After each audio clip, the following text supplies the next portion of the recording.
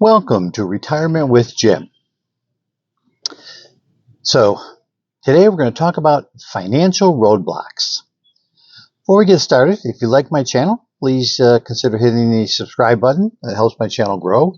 Along with that, feel free to leave comments. Love to hear from you. Love to hear if you like my content, you don't, or things you might want me to talk about. Let me know. Leave them in the comments below. Let's get started. So, financial roadblocks. This is an article that came from Money Market. And Money Market magazine, and they were doing a survey about things that kind of stop people from, getting ready or just going into retirement. Period. So one of the things they said, which I found quite interesting, was 23% of people retire poor. For a variety of reasons, things that they do or don't do don't leave them as financially as secure as they would like to be. So it leaves them with, either really scraping by or just really basically surviving, but not enjoying their retirement, not surviving as they would like to. Basically just purely surviving. Next up on the list is debt. Now, that one's not a surprising one. People have too much debt. And as you're getting closer to retirement, you certainly would want that debt to be gone. But one of the things that people do is when they're in debt, they usually, as they kind of make more money, they upgrade their debt, meaning they cause and take on more debt due to the lifestyle that they're living. So instead of taking that as an opportunity to say, let's reduce some of that debt, let's figure out, what can we do to get rid of some, to put you in a better financial situation, many people just find themselves adding to that debt. And the debt either it certainly doesn't go away, and maybe it doesn't get any bigger, but it doesn't get any smaller. You just keep having that debt there. It's like that relative, that uncle that shows up and never wants to go home. You can't get rid of him. So next up on the list is 62% have less than $10,000 saved. And that is extremely a small amount of money. So you really look at, 10 grand or less, that's virtually no savings at all. And it's not a great place to be. Now, you can do things if you are not in retirement yet. You can do things, to change that, to fix that. Excuse me. What you can do is you can increase, your 401k if you have one, or if not, maybe an IRA. Look at your debt. Try to go, okay, what can I do to start getting rid of that debt and take that money and transfer it to, into savings where you are saving money and getting yourself ready for retirement. The next thing is one that I don't necessarily, I kind of agree with it, don't agree with it, but and that is, you love what you do, so you have no plans to retire. Now, early on, I loved my job. I really did. I enjoyed it. It was a lot of fun. I really liked what I did. I worked in warehouse management, logistics, and it was really an enjoyable job. Really interacting with people, working on the goals for the company, and making good headway. But like anything else, after a while, things started it was too much stress.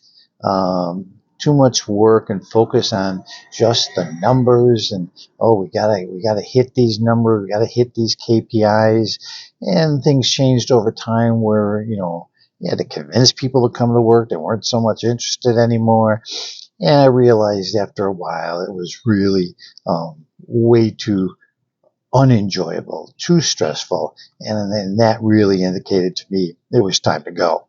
And I knew at that point I needed to look at the end game, and to me the end game was, can I make it to the date that I had set for myself, which was in my case full retirement age, which I did. But I tell you what, the last 2 years, and especially the last year, it was a tough grind, real tough grind, because I saw the finish line and I just wanted to cross it in the worst of ways. Next up on the list is paying for your kids. Now, I have 3 children myself. But I want my children, my wife and I wanted our children to be independent, to grow up and be able to stand on their own 2 feet. I used to say, what happens if we, God forbid, got in an accident and got killed? Could you survive? And it sounds terrible, but the fact is your children need to be independent enough where you're not paying their bills.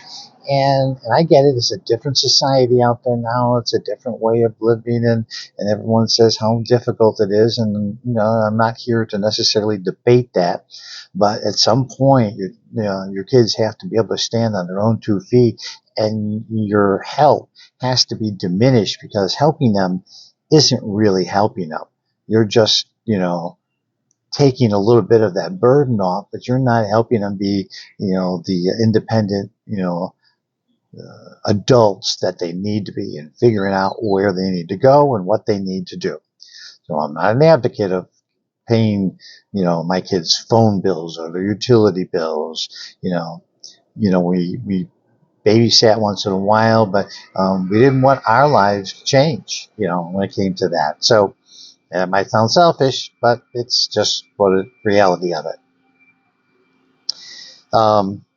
And 58%, this is an astounding number, 58% spend more than they make. Probably not that surprising, but to me, I was kind of like, wow, really? That many people spend more than they make. Now, I know, plenty of people do, but the amount was just way, way up there in terms of what I thought. I'm really surprised at that. So one of those things where you kind of go, okay, are you not on a budget? And that kind of really tells me that you're probably not on a very good budget, or not a budget at all, if you are spending that much more than you make.